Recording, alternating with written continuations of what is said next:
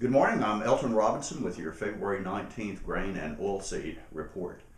The fundamentals in corn and soybeans continue to be very bearish, with March corn trading around $3.65 and March soybeans at $8.79 as of close yesterday. With corn ending stocks of 1.8 billion bushels and soybean stocks at 450 million and big crops expected in South America, there's not much of a reason for price strengthening.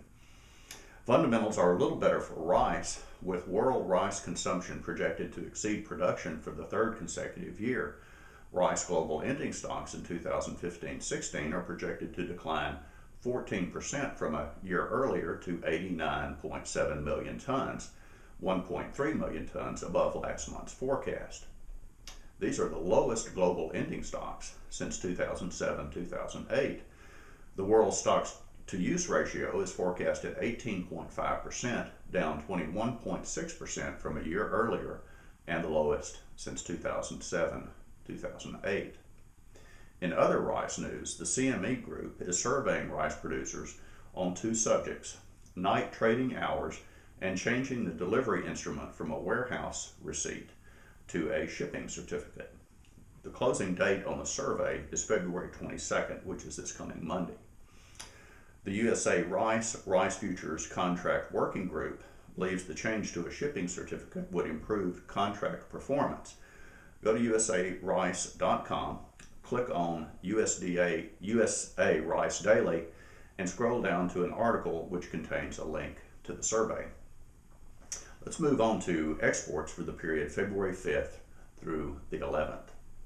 Wheat exports of 340,000 metric tons were down 10% from the previous week, but up 15% from the prior 4-week average, with Indonesia, the Philippines, Yemen, Mexico, and Japan as primary customers. Corn exports of 729,000 metric tons were up 38% from the previous week, with a number of South American countries and Japan as primary customers.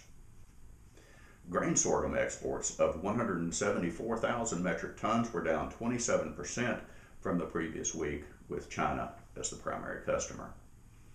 Rice exports of 38,000 metric tons were down 23% from the previous week and 26% from the prior 4-week average, with Taiwan, Haiti, El Salvador, Mexico, and Canada as customers.